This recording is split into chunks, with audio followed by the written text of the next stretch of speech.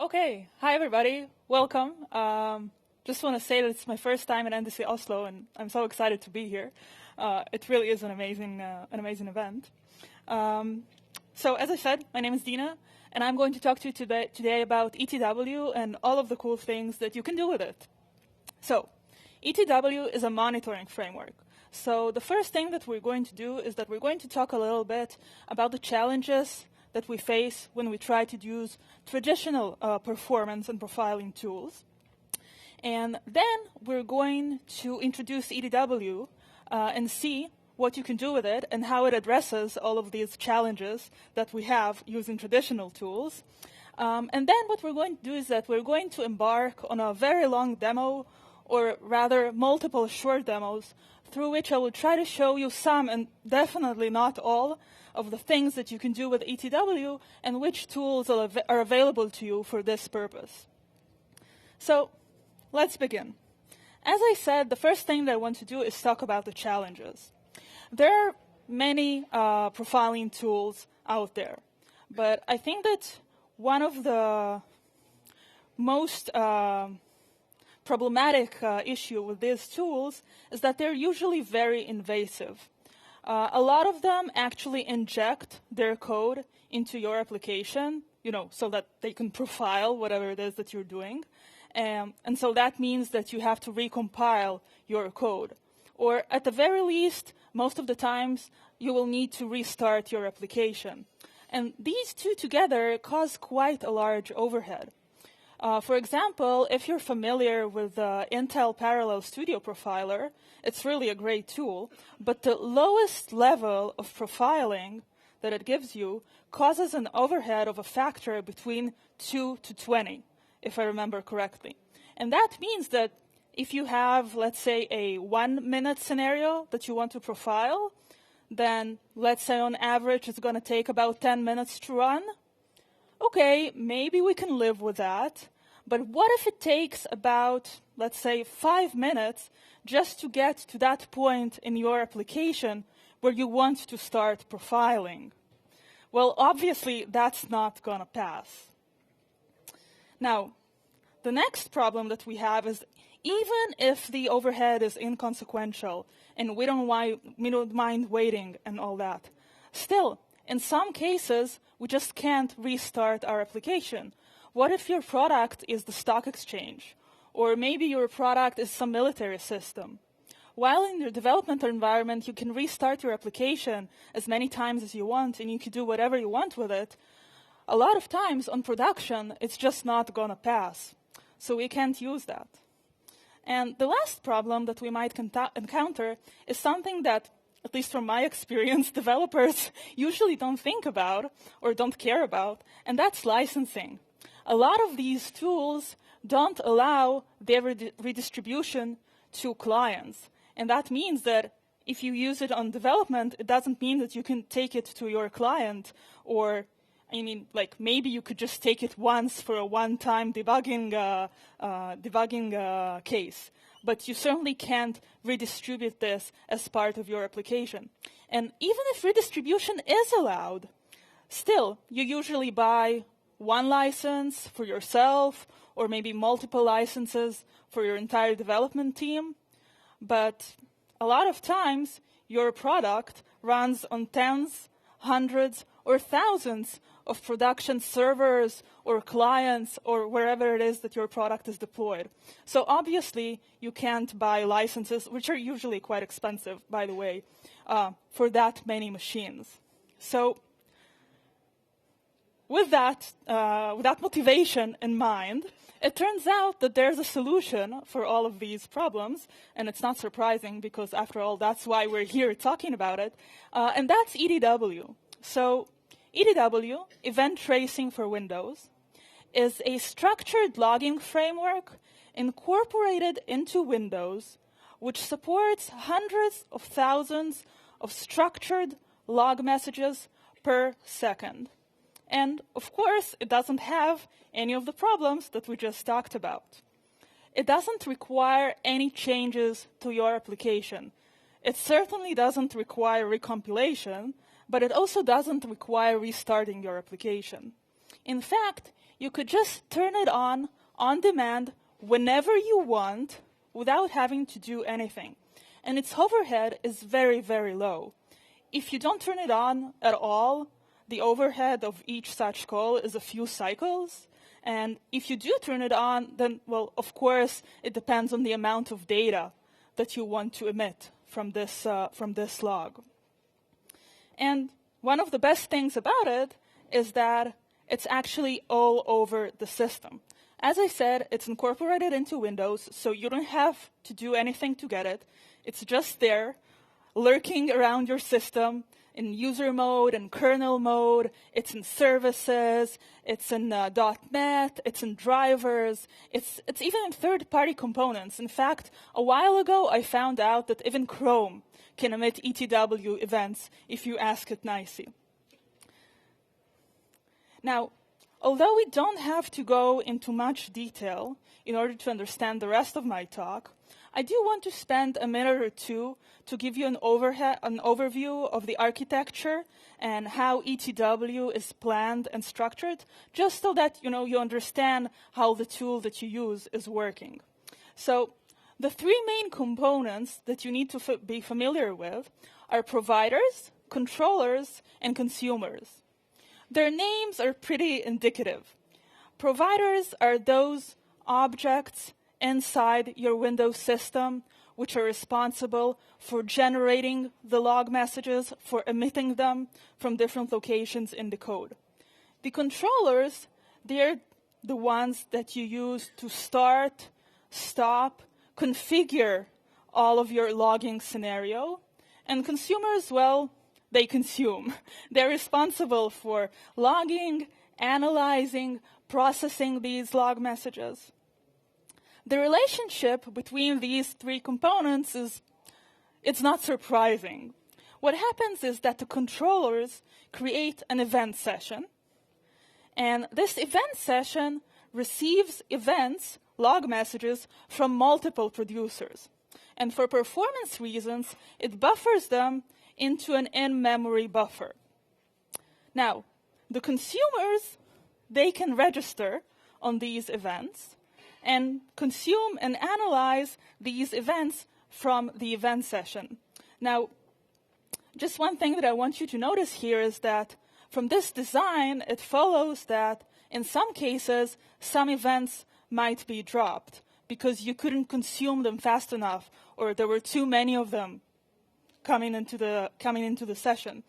So the session actually holds the number of dropped events, and you can configure the size of the buffer pools to a larger size if you think that it's necessary for your scenario. Okay, now this is a screenshot from some of the providers, from the ETW providers that I have on my Windows machine. The font is small, it's okay if you can't read it. The point is that this is just a little part of all the providers. And in fact, on my machine, I counted slightly over 1,000 providers, ETW providers. And each of them can be configured with different keywords and different verbosity levels. So there are quite a lot of options that you can configure and get exactly what you want from the system.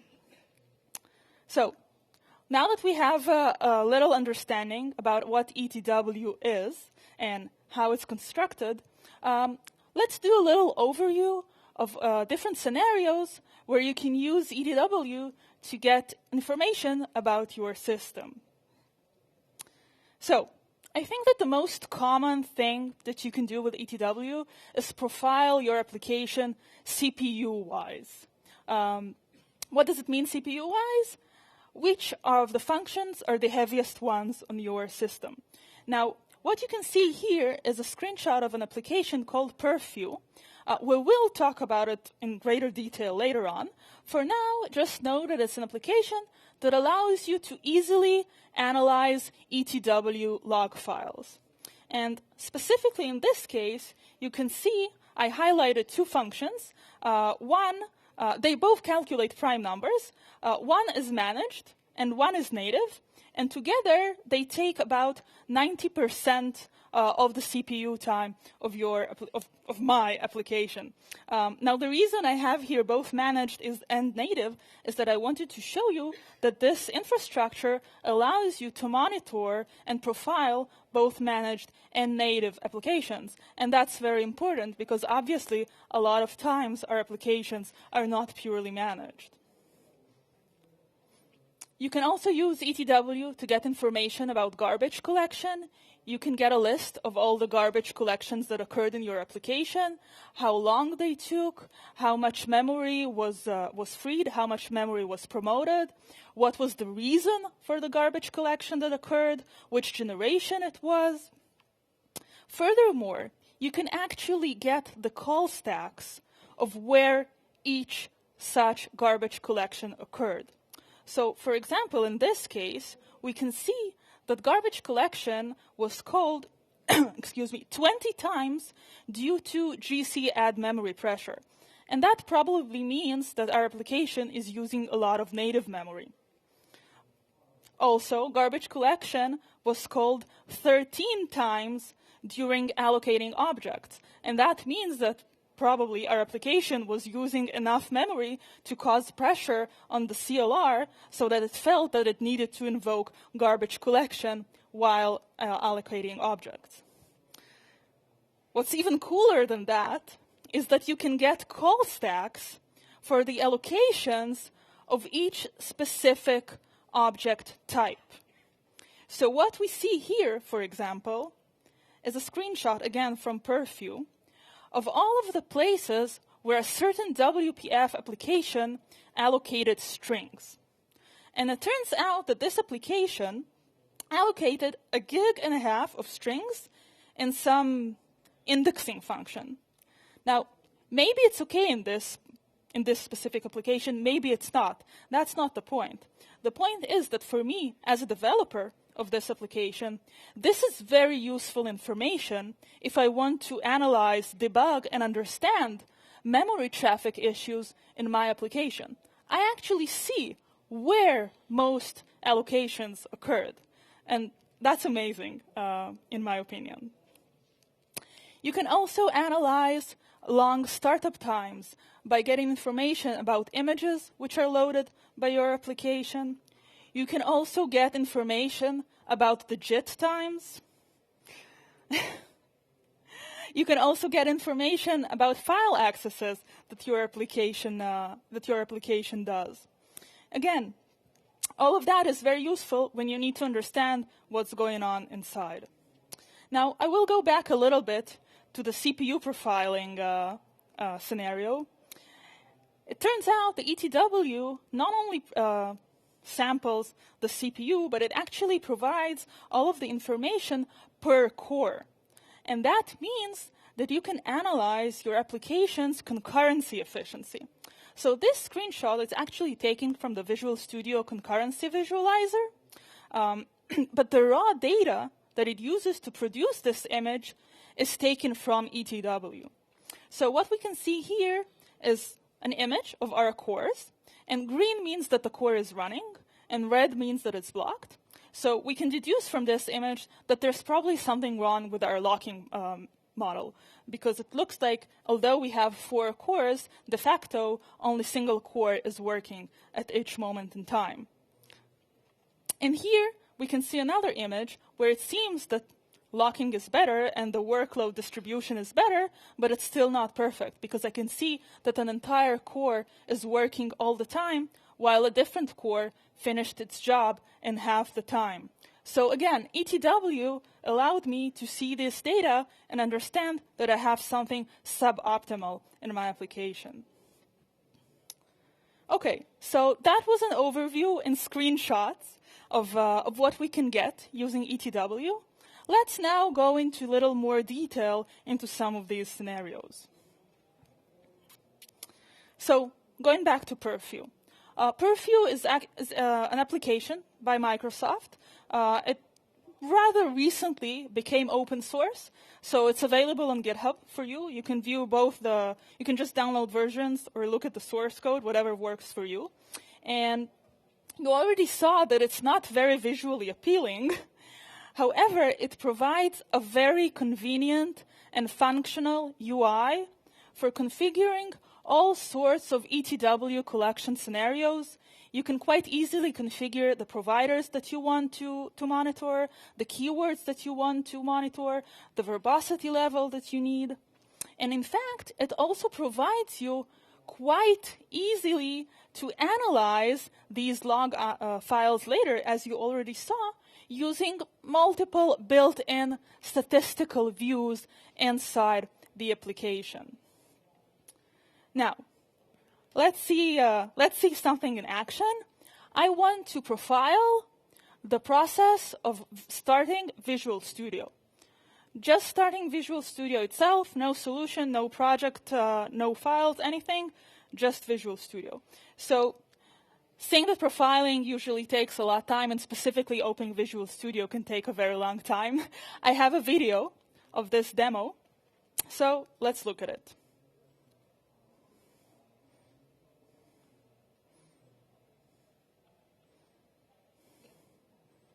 Okay, let me just stop it for a second. Whoops, okay, let's look like that. Okay, so here I have Perftools, and what I want to do is configure collection. So I go to the collect menu, and here I can select all sorts of stuff. For example, the size of the memory buffers, I'm going to make it a little bigger, just in case, although I didn't miss any events. And this is Visual Studio, so I'm going to click .NET, and I'm going to click kernel base, which is going to give me information about context switches in the system. And I want CPU samples, because I want to profile CPU performance. And I want to see what files it accesses. That might help shed some light on what's going on. I'm going to tell it to collect symbols, because I want to later look at the call stacks and see the function names. And I will give a different file name. It doesn't really matter. And then I just start collection. Now I'm collecting all of this data, and I can start Visual Studio. So I will start my Visual Studio. And of course, I edited out all of the waiting time. Believe me, it took much longer to start. And now that my scenario is done, I stop collecting.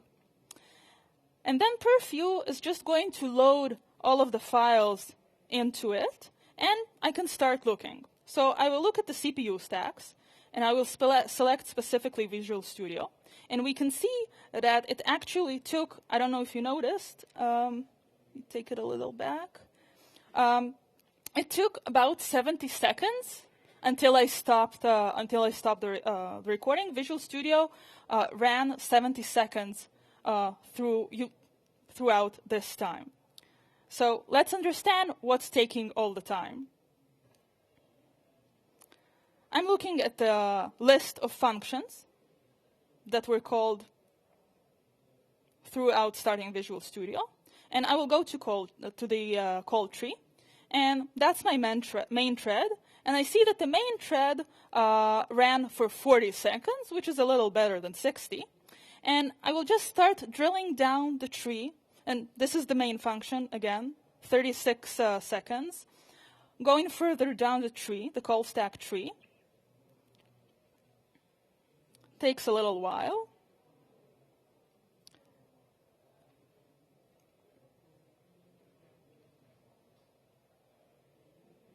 It's a lot of data there. And further down,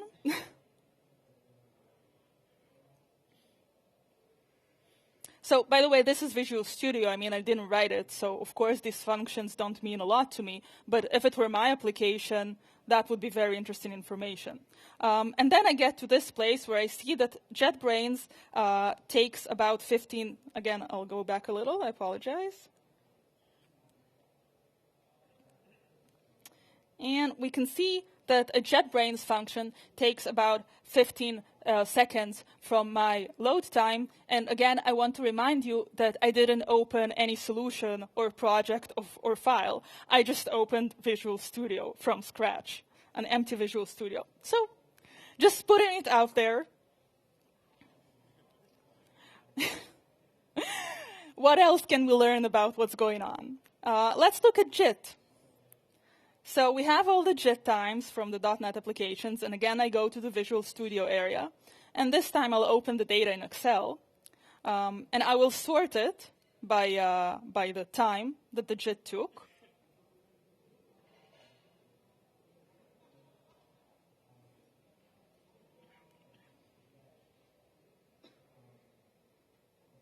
And you can see this JIT, well, this is actually pretty long times, but still, it might seem like a not very long time, but it actually adds up. And considering that it's all happening on the main thread, this is quite a problem that we might be interested in.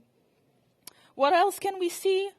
We can see file accesses or image loads, for example. Again, specifically, we select the Visual Studio. We can see all the images that were loaded into our application. And again, when it's Visual Studio, we don't have much to do about it. But if it were our own application, we could, maybe find a way to optimize this.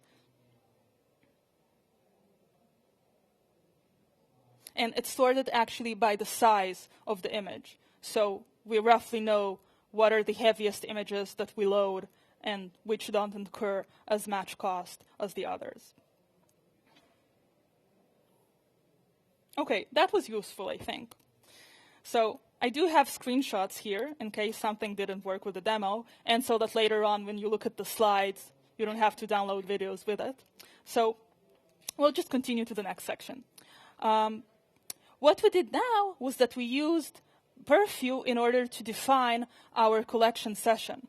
But what if we want to continuously monitor our application on production and not just come to the customer one time and turn it on, do whatever we do, and go back to the office? We want to continuously monitor our application for performance issue. Well, it turns out there's a solution for that as well. And in fact, there's a NuGet, a library you can get. It's called Trace Event. It's developed by the same guy that develops Perftools, and actually Perftools uses that library. And this library, Trace Event, it provides a programmatic API for configuring, starting, analyzing ETW sessions.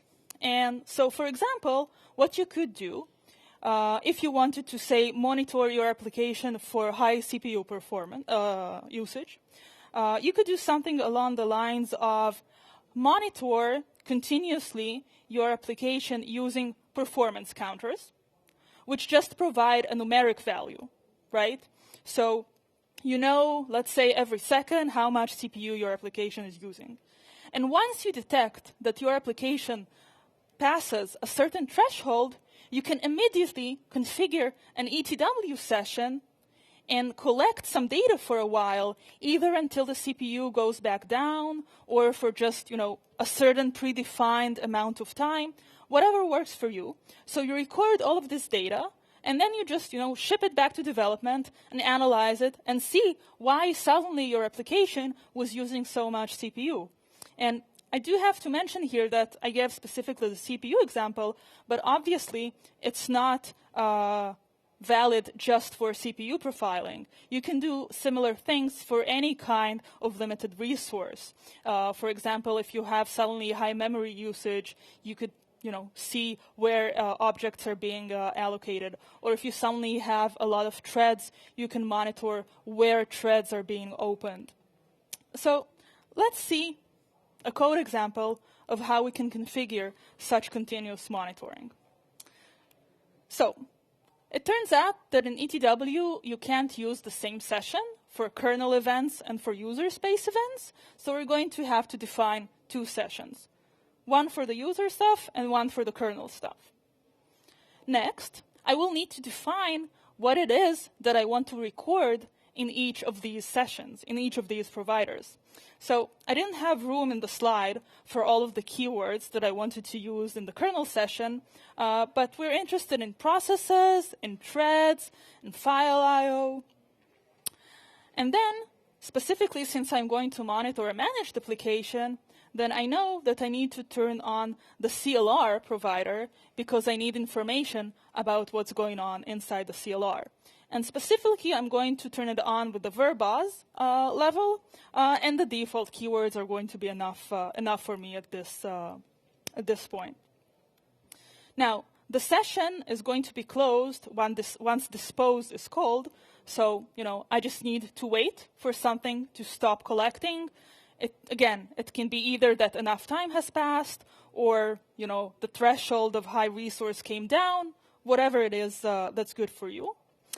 And finally, since I want to be able to later analyze managed call stacks, I will need the JIT information, the JIT rundown information, which will allow me to translate the addresses into .NET managed functions. So I will need this information, and getting this information is actually quite easy, again, using ETW.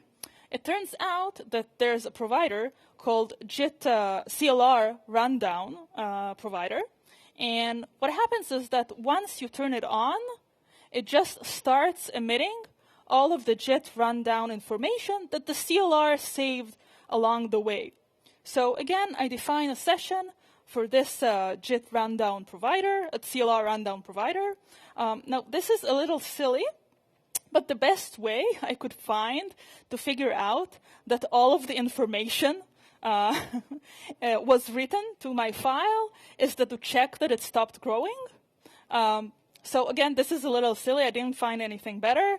But the point is that after this is done, I know that all of the information is written to my file, and that's it. So I have the kernel information, which gives me sampling of the CPU, which gives me information about context switches, about processes. I have the CLR information, which is going to provide me information about memory usage and stuff like that in my application. And I have this JIT rundown information, which will allow me to translate into function calls all of the CLR stacks. Okay, so again, let's do a demo. And again, since I don't want to waste a lot of time, I'm going to show you a pre-recorded version with a lot of stuff edited out.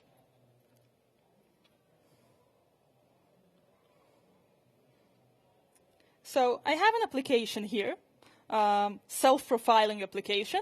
And what it does is that I have two buttons, or two groups of buttons. One where I can start, crunching CPU time using my application. And another where I can start an ETW session and stop it. So actually, the code that I showed you before was taken from this application. So we'll run it for a while. I started profiling. Now I'm going to start crunching CPU. And you can see that there are high CPU percentages. And then I stopped it for a while. Once I finished my collection, I can see all of these files are created. These files are the ones that were created for the sessions that we saw before, the kernel, the CLR, and the JIT, and the CLR rundown. And now I open, again, using Perftools, my application, and I see our two isPrime functions. So this is indeed the way that I got the screenshot from the beginning of the slides. And, well, not surprisingly, it turns out that calculating prime numbers by simply dividing them, but by all of the numbers that are below them, is not the very efficient way of calculating prime numbers. Now, while we're talking about looking at CPU information, I want to show you another very useful application called WPA, Windows Performance Analyzer. This is also a tool which is available for free from the Microsoft website. And straight away you can see that it's much more visually appealing. It's really pretty, I would even say. And it provides a lot of similar functionalities as Perftools. But what I mostly like about it is we have this area here, which is very similar actually to the .trace timeline view, where you can very easily select parts of your process running and zoom in and out of them and get information which is relevant just for this time interval. And why do I like it so much? It's actually possible in Perftools as well to define time intervals that I want to reduce my data to. But here, looking at it in a visual way, you can see straight ahead, okay, in these 5 seconds, I have a problem, right? I don't want to get call stack statistics about a range where I both have a problem and not have a problem, because then the numbers that I see in the call stacks are not correct. They don't describe the problem. And in WPA, it's very easy to see with our eyes in a split second where the problem is, reduce my range to this area of my application's run, and then analyze it. The problem is that this application is much less lightweight than Perftools, and so it might take longer. So after I loaded symbols, I can start now going down the call stack tree very similarly to Perftools.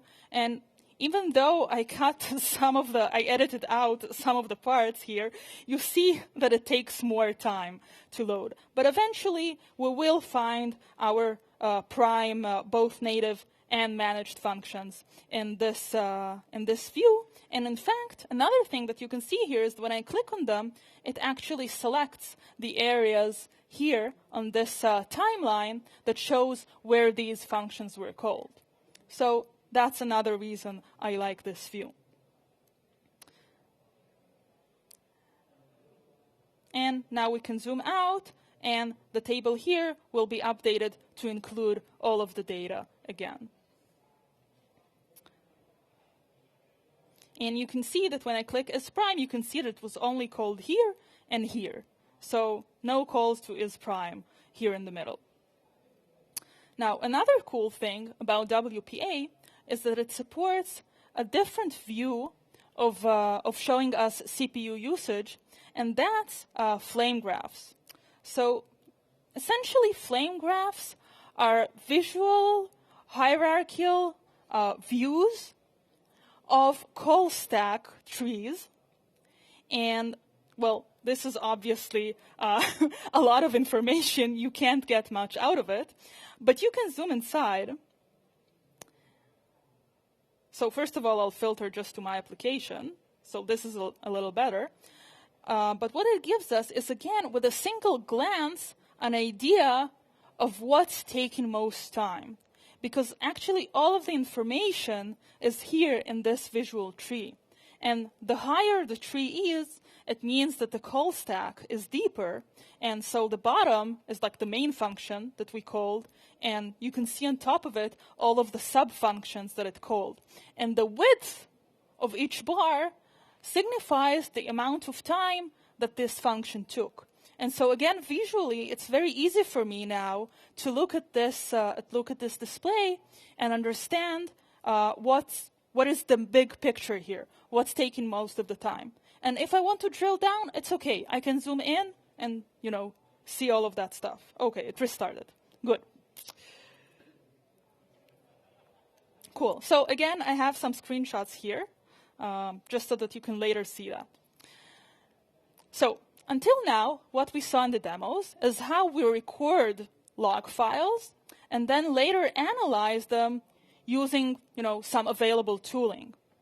But it turns out that you can actually analyze your data in real time and not just in retrospect using these tools.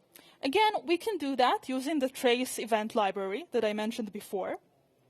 And the idea is that there are classes, parsers, which are familiar with the internal data structures, with how the payload of the different providers and the different events looks.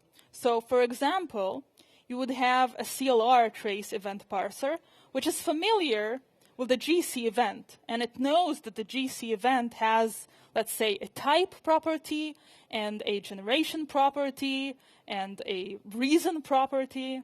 And there's a kernel trace event parser, which knows that there's a process started event, and it has a command line arguments property, and it has a process name property. And you can write your own. These are actually available built in inside trace event. And you can write your own parsers. But if you don't feel like it, you can always fall back to using the dynamic trace event parser, which just provides a dictionary-like API for accessing any payload you want from these events. So let's see an example, a code example. This is actually taken from the official trace event documentation. And what we're going to see is how we can monitor all of the processes that start on our system in real time. So we start with creating a trace event session. That's not surprising. And notice here that I don't pass a file name. I'm not going to write it into a file. I'm going to consume it in real time. I will also register on the cancel key to make it stop, because this session is going to stop running once we stop it. Otherwise, it's just going to continue forever. So I want a mechanism that would allow me to stop.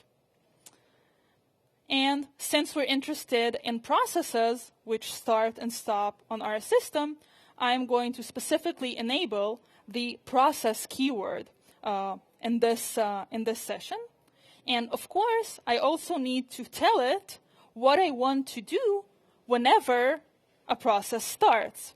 So since I'm using the kernel provider parser, it actually has a process start event. And this is a type-safe event, which has intimate knowledge of what's going on inside the ETW process start event. So like I said before, it knows that it has a process name property and that it's a string. And it knows that it has a command line property, which is also a string. It also knows that there's a process ID, which is a number, and so on. Obviously, I didn't have room here for all of the properties, but that's the idea. And now we actually want to start processing, so we call session process. And this starts passing the events to our event handler. And this call actually blocks until we call session stop. And so that's why I had to register on something to stop collecting. If I don't ever want to stop collecting, that's also fine. Now, using what we just saw, it's quite obvious now that we can write our own tool or incorporate it into our own application, that we can monitor basically anything we want, anywhere we want, using these APIs.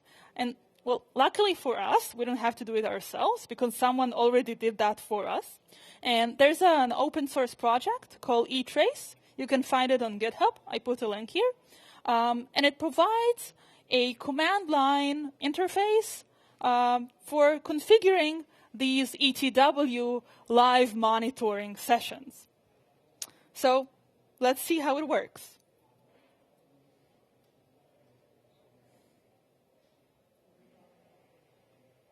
Excuse me. OK.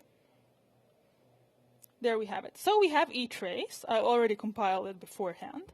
And what I want to do is that I want to monitor all the processes that start on my system.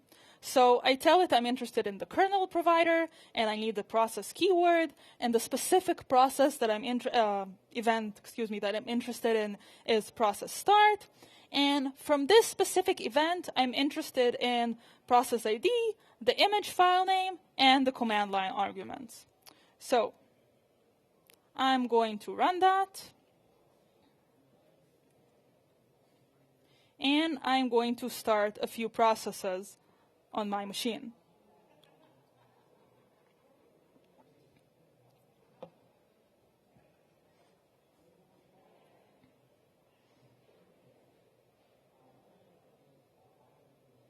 I think that's enough. And if I go back to my command line, I can see that all of the information was logged to the screen. Now, the next thing that I want to see is to monitor GC events, which we actually already saw before. So I turned on the GC monitoring, and I started this specific WPF application. And by the way, I have a tiny comment about this. OK, good. So we can see, again, that events are printed in real time. And this time, I didn't pass in any specific fields that I'm interested in, so it just prints all of the information that the event has. Now, just a tiny comment I want to say. Do you remember that application from the beginning of the slides that we saw that it was allocating 1.5 GB of strings? So that application is actually WPA. Maybe that's the reason it's not very performant. I don't know. Maybe the WPA guys should run some ETW on their own tool.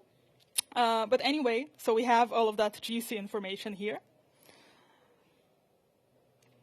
We can also do something similar. That's a lot of GC. OK. Yeah.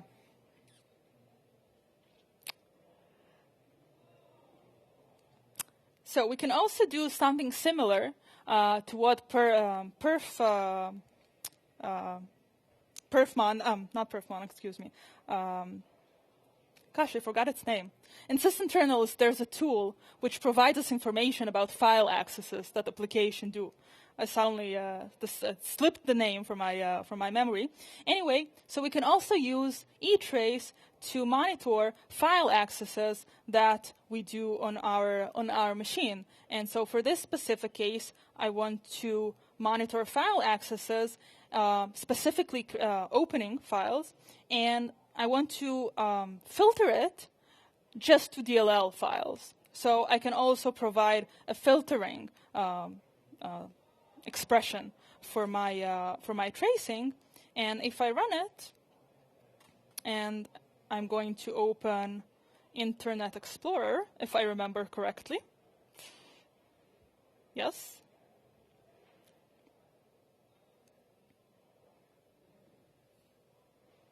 And now I get all of the DLLs that Internet Explorer accesses while it opened.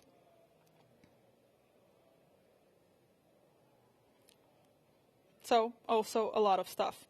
It's actually not just limited to Internet Explorer, but you can see that Internet Explorer is what caused this surge of opening files.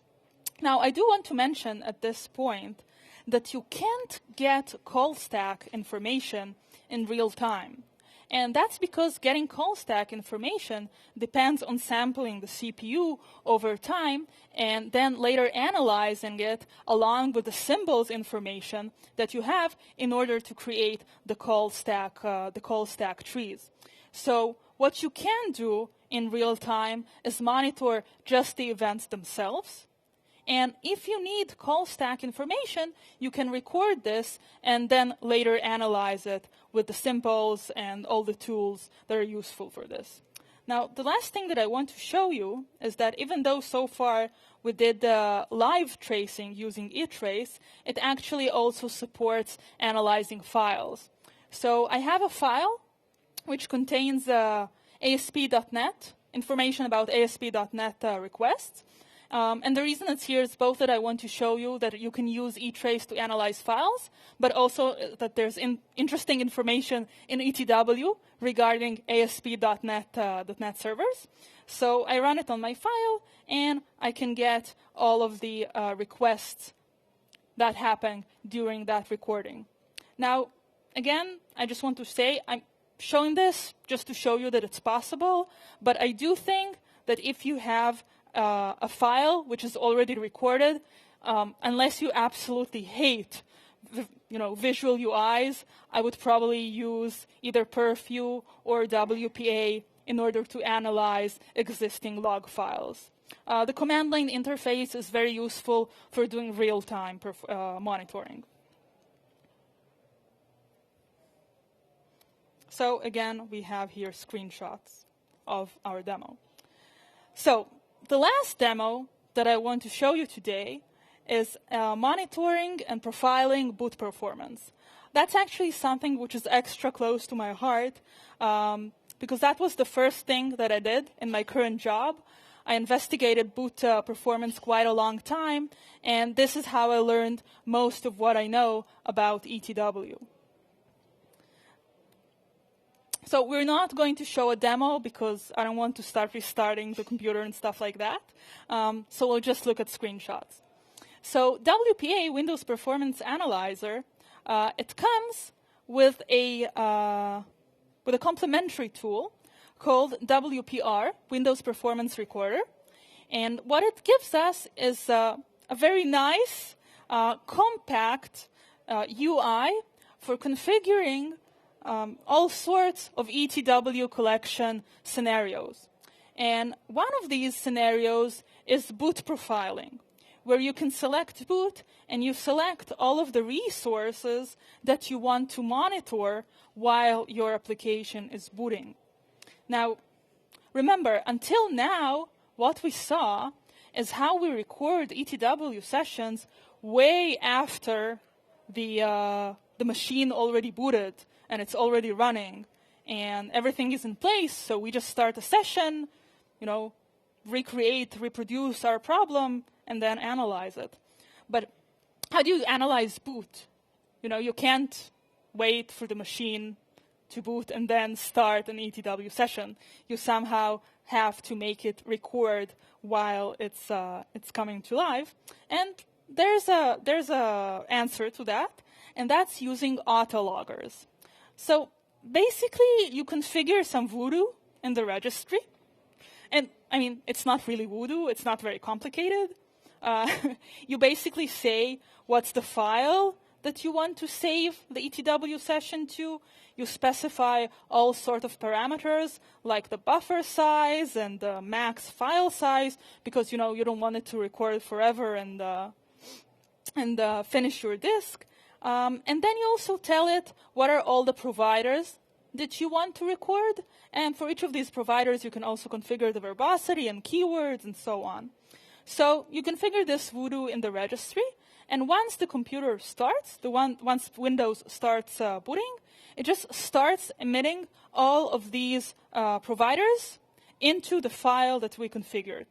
And after the machine is booted, you can look at these files and see what was going on while the machine was booting. And what WPR gives us, again, Windows Performance Recorder, is just a more convenient UI for configuring this registry voodoo.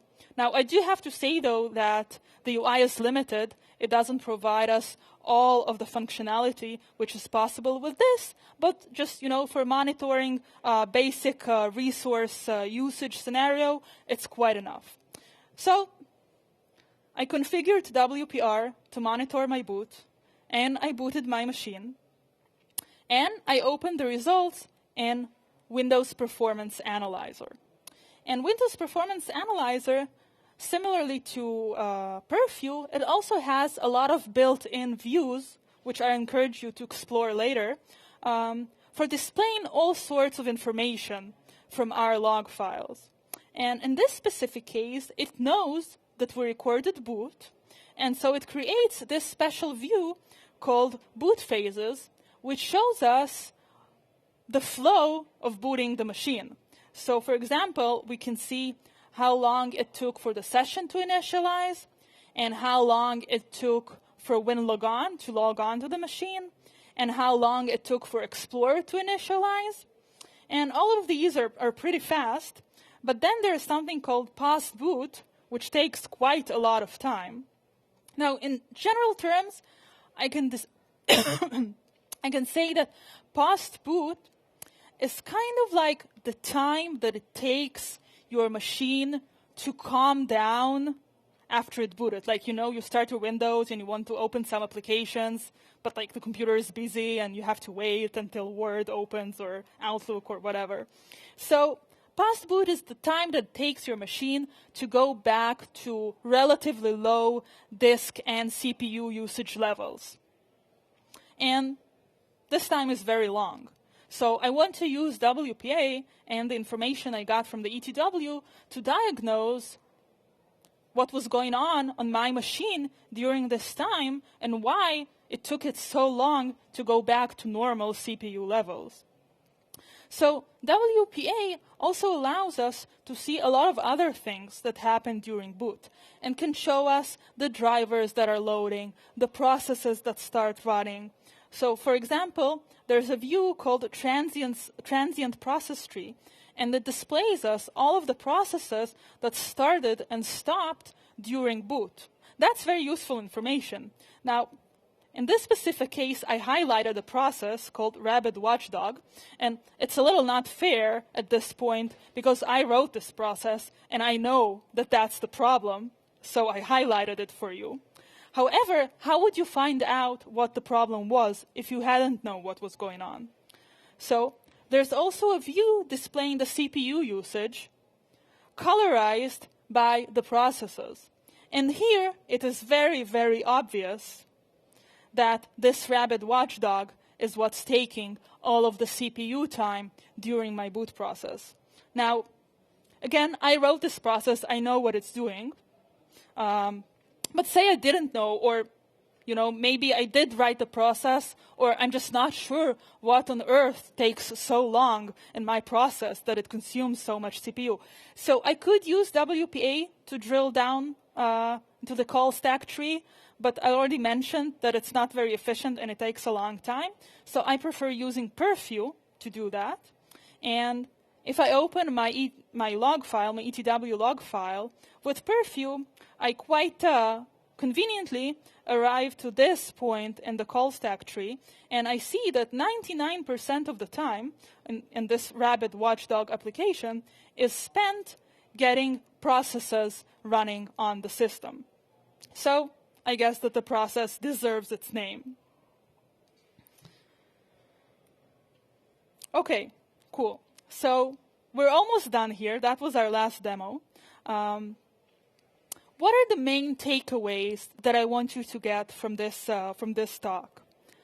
Well, first of all, I want to say that ETW is an omnipresent component in your Windows system. It's everywhere. It's in services, in drivers, it's in your applications, even though you didn't ask it to be there. It's just there. And I actually didn't mention it, but you can write your own ETW logs and thus help your production engineers or whatever to more easily monitor your applications as needed. Its performance is very good. And in fact, I didn't mention it, but more and more profiling tools nowadays turn to ETW as their source of data. I know for a fact that .trace uses ETW, at least for some of its information. We also saw in the talk that the Visual Studio Concurrency visualizer uses ETW as its source of data about CPU usage. So it's a very convenient and flexible tool. And again, it's free. You can use it in production. You're not limited to the number of computers where you want to use it. You don't have to decide beforehand if you want to use it. You can just come there, turn it on whenever you want, and collect your performance data. So that's it. The final word that I want to say to you about this ETW is that, unfortunately, and that's, I think, the major drawback of using that, is that there's very little or even none at all documentation about ETW. So, for example, when I was researching boot performance, basically what I did was turn on all of the providers, all of the keywords, everything, recording everything, and then started manually going through log files, trying to understand what the different properties mean, what's useful for me, what I don't need, what's the minimal number of providers and keywords that I need to configure in order to get the data that I need. And so if you decide to use ETW, you are probably going to end up doing some digging and trial and error in order to find the information that you need. However, I hope that I did show you enough advantages so that the next time that you have a performance mystery, and the next time that you decide that you need to monitor your application, you will ask yourself, can I do it with ETW? How can it help me?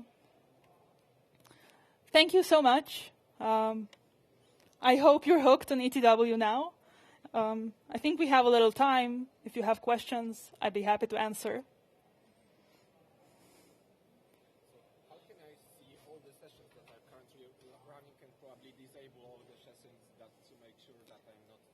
Yeah, so the question was how we can see all the sessions. Unfortunately, there's something wrong with my Windows machine, so I can't show you. But somewhere there in the configurations, under if you go to Perfman, there's a list of data collectors or something like that there. And you know what? I'll try. Let's see if I can turn on my Windows and see what happens. But in any case, there's a list there, and you can see all of them and the information. I'm pretty sure you can also see what's turned on in that specific session. If you want more questions, you can ask while I open my Windows machine.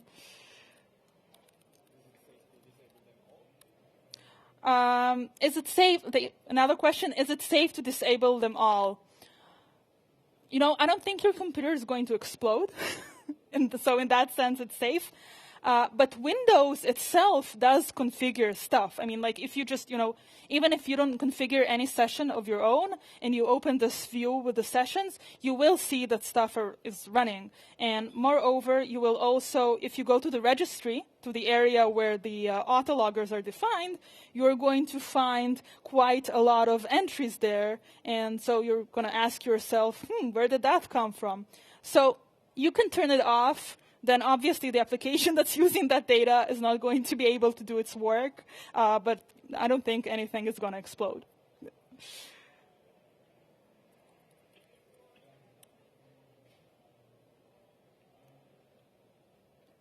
So, okay, good. Event trace sessions. And here's the list of sessions. You can see which one is running. You can see properties. You can see the keywords which are configured inside. So the information is available for you. I wouldn't stop it, though. It's Windows wants it, so let it have it. Okay, cool. Thank you so much. And I hope you enjoy the rest of the conference.